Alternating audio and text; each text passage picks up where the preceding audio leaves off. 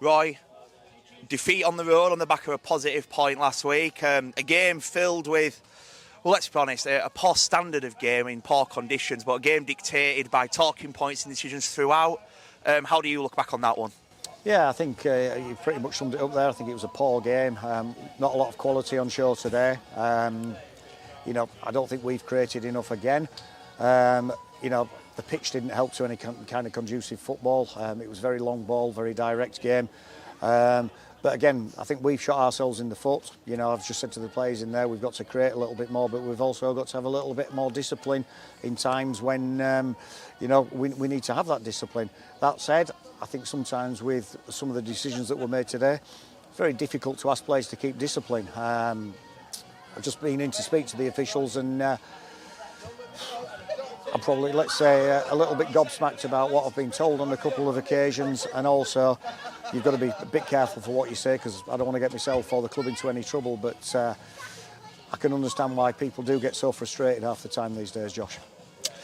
I'll happily admit I'm amongst the frustrated ones today, Roy. You talked about discipline there, 2 sin bins, 3 red cards. I know the 3 red cards were literally the last things that happened today, but, you know, even with the lads were down to 9, they defended heroically in those 10 minutes, but you'll be disappointed with the goals you've conceded today. Yeah, I mean, obviously, you know, you look at the first goal, I don't think in a million years it's a free kick to start with, because every time there was any kind of contact, he blew his whistle. So the game couldn't even get into a flow anyway, because it was just stop, start, stop, start. That said, we've got to defend the free kick better. He's got a free header, which is unforgivable in the 6-yard box. You know, and obviously, we get ourselves a lifeline with a penalty. Again, you know, the penalty was farcical, which just sums up the day for us. Get ourselves back on level terms and look as if we're going to get a foothold to probably go on and win the game. Then obviously the 2 sin bins, and literally just as the players come back on from the resulting corner, I think Mac has just kicked it and I think he's hit the lad's backside and gone in. Building on the back of what would have been a good point against an informed Daisy Hill, Roy, you must be disappointed with the overall performance as well as the result today. Massively, because the performance, you know, we can sugarcoat it as much as we like, and we can talk about the sendings off. You know, the sendings off came in the 98th minute. We just didn't create enough today, Josh. We weren't good enough, and in truth, I don't think we've been good enough for the last few weeks.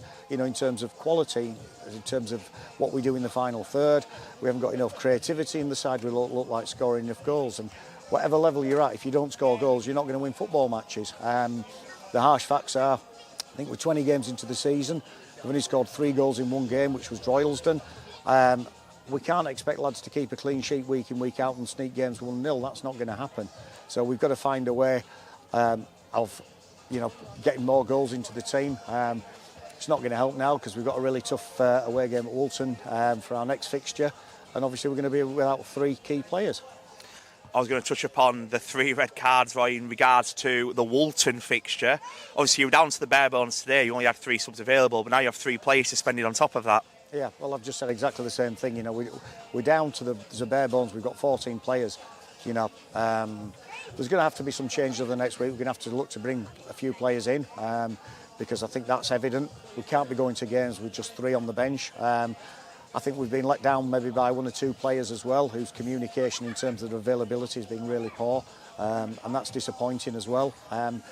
You know, so we've got to do a little bit of a rebuild. Obviously, over the next few games, we've got opportunities to get on the training ground, to work on a few things, to try and bring some players in before the next game.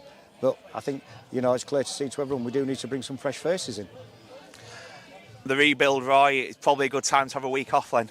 Yeah, you know, I think it will do us a little bit of good to have a bit of a break. Obviously, hopefully that week will give us opportunities to get players back from injury. You know, you look at what we've got out injured at the moment as well. You know, it's really tough for us. Obviously, bringing Jacob Smith back in. You know, Jacob only signed back just about 11 o'clock this morning. You know, so you know, if Jacob hadn't been there, we really would have been down to the bare bones and had to put someone as a makeshift centre half. Jacob is back, you've touched upon that there. To throw him in such last minute, I guess it wasn't so much of an issue considering he started the season here. No, I mean, obviously I spoke to Jacob yesterday morning. You know, we had a chat about it, and obviously at that stage we knew if we could get get it all sorted, all the paperwork done in time, he was going to start today. Which it's easier for us because obviously he knows all the players, he's been with us for a long time now. And I actually thought, to be fair to Jacob, he had a good game today. He was one of the positives for me. Moving into that Walton game, Roy, I would say down to the bare bones even more, but what are you looking to build on and work on in training in the next 11 days before we make the midweek trip to Merseyside? Well, it's a difficult one at the moment because even at training on Tuesday night we were down to 16 players training. Probably going to be down to maybe even less. Hopefully we have got 2 or 3 new faces coming in with us on Tuesday to train, so we're going to have a look at that. But I think sometimes knowing what we need to bring into the squad and being able to bring that quality into the squad are 2 different things, you know.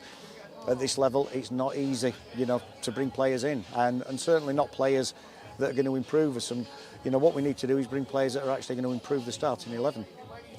Finally from me, Roy, obviously a week off, then back-to-back away games against Walton and National Athletic.